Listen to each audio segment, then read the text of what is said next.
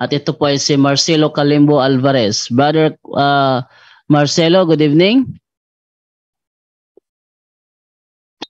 Good evening po. Hello, good evening. Thank you po sa pag-accept. Good evening, bro. Meron ka sadya, bro? Meron ka gusto itanong? Oh, meron po akong itatanong. Okay, go ahead, bro. Okay. Tatanong ko lang po yung regarding dun sa, naalala niyo po yung event na nangyari sa digmaan between masama at yung sa langit, yung digmaan sa langit. Until natalo ang mga masasamang angels. Ngayon, bro, itatanong ko lang po sana kung intention ba talaga ng Diyos na dito itapon sa lupa ang mga anghel?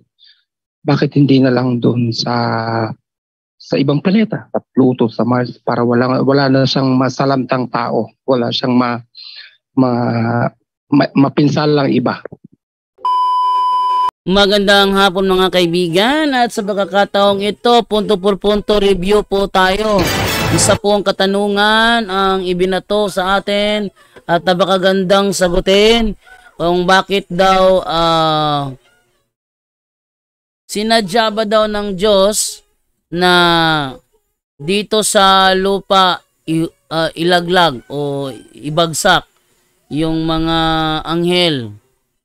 Sinadya ba daw niya dito sa lupa kung saan nandito yung mga tao, at bakit hindi na lang sa ibang planeta para wala siyang mapinsala? Isang intelihente katanungan mula sa isang nagtatanong sa ating programa sa Punto por Punto. Ang ating i-review ngayong gabi kung paano ito sinagot ng ating mga kasamahan. Tandaan niyo, sa panahong ito, hindi pa kasama sa team si Brother Romer.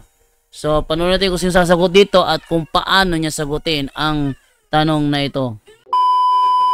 Magandang araw po mga kapuntos, at sa araw na ito po meron po akong tampok na video para sa inyo at sana ay magustuhan ninyo. Kaya sa mga bago pa po sa aming channel, please po don't forget to hit the subscribe button at ang notification bell para maging notified kayo sa bawat video na ilalabas ko sa channel na ito. At bilang kahilingan po ng Punto por Punto team at naway maintindihan po ninyo, sana po wag nyo pong i-skip yung mga ads sa aming mga video. Sa maliit na bagay na po na yan, malaking tulong po yan sa ating programa at sa ating ministry. Sana po maunawaan po ninyo. Maraming salamat po, kaya wag na po natin patagalin. Simulan na po natin.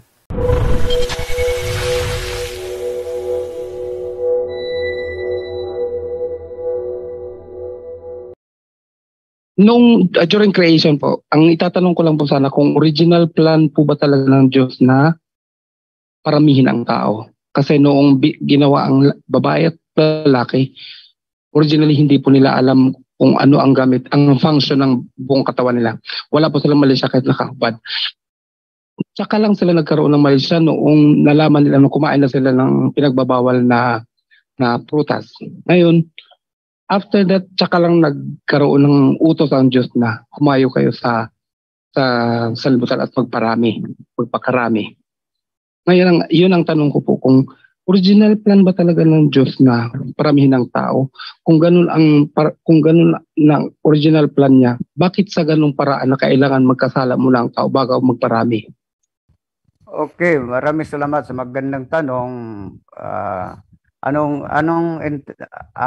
po ba yung ibig sabihin, Brother Jando? Kagustuhan ba ng Diyos na paramihin ang tao?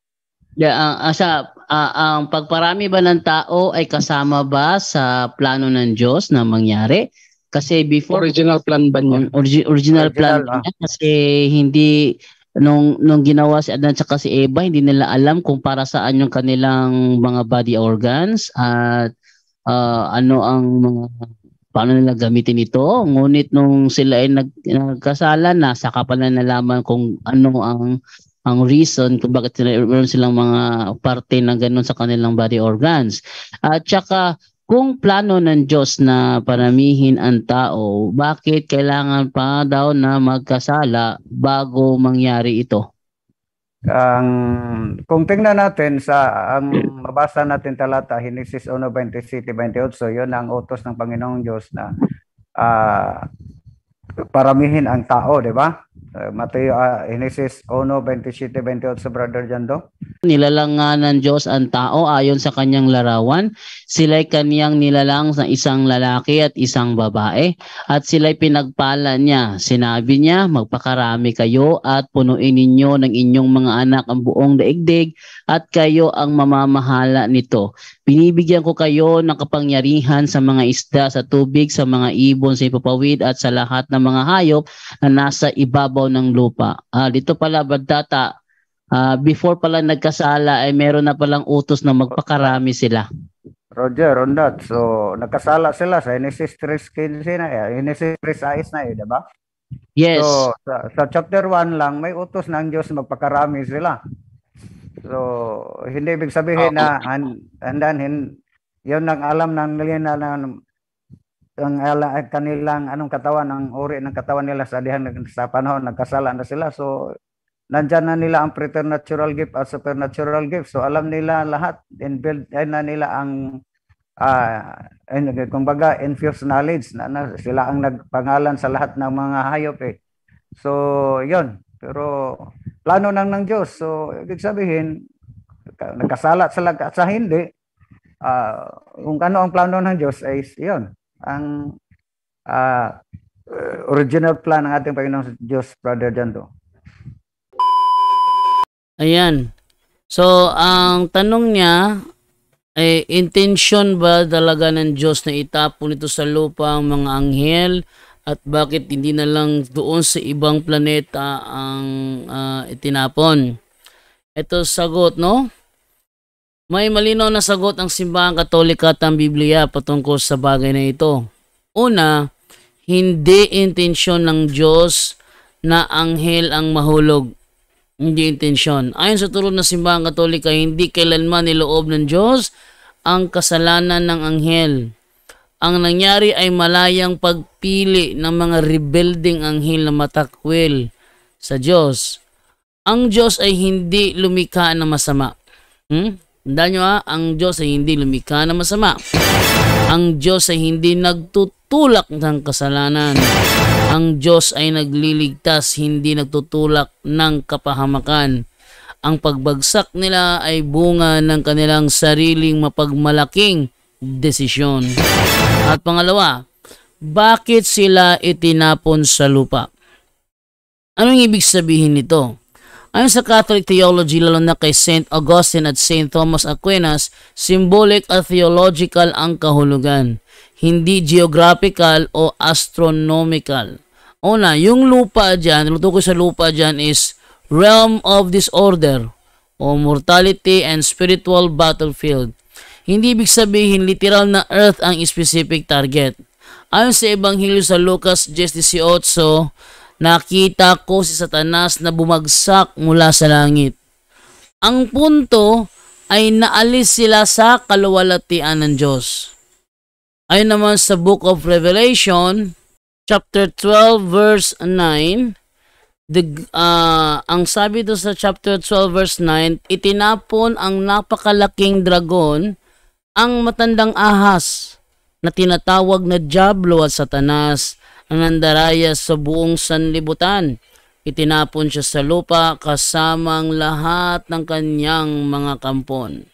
So, ang ibig sabihin po doon is sa pananaw ng simbahan, ito ay theological language, hindi ito astrophysics. So, ang earth na sa konteksto ng Bible ay ang domain kung saan may kahinaan, tukso at labanang spiritual. Ito ang dahilan kung bakit ang tao ang target ng demonyo, dahil tayo ay nilikha na sa imahe ng Diyos at siyang pinaka-inaayawan niya. Okay? Number 3, bakit hindi sila itinapon sa ibang planeta? Dahil hindi physical ang pagkabagsak nila. Ang demonyo ay hindi physical being, kaya hindi sila itinitira sa space, sa kalawakan, sa planets o matter. Wala silang katawan, wala silang biological presence, at hindi sila naapektuhan ng gravity o location. Ang kanilang lugar ay state of existence, hindi address sa universe. Sa Catholic theology, Their place is the state of separation from God. Yun ang nasa sa Catholic theology. Ito tinatawag nating hell o impyerno, hindi lugar sa cosmos kundi kondisyon of eternal self-exclusion. Number 4, bakit sila may abilidad na umaligid sa mundo? Hindi literal silang nakatira sa earth, kundi dahil ang tao ang nasa gitna ng salvation history. Ang misyon nila ay sirain ang tao, hindi ang planeta.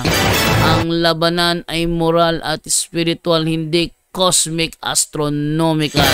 Sa simpleng salita, hindi kailangan ng Diyos na magganap ng ibang planeta dahil ang kaso ng mga anghel ay hindi tungkol sa geography kundi tungkol sa moral at spiritual na estado. Okay, so yun po ang ating paliwanag sa naturang katanungan at medyo intelihente yung katanungan kaya medyo kailangan ding laliman ng ating kasagutan. Ito si John Doa Labado, nagsasabi po sa inyo, thank you po sa panonood po sa ating punto por punto review at na maya-maya konti abangan po ninyo mamayang gabi meron tayong doctrinal talakayan, baka sakali may dialogos pagtuo dahil Monday night ngayon. Abangan nyo po mamayang alas 6 ng gabi, meron po tayong alas 7 pala ng gabi, meron tayong tampok na video. Maraming salamat po and bye bye.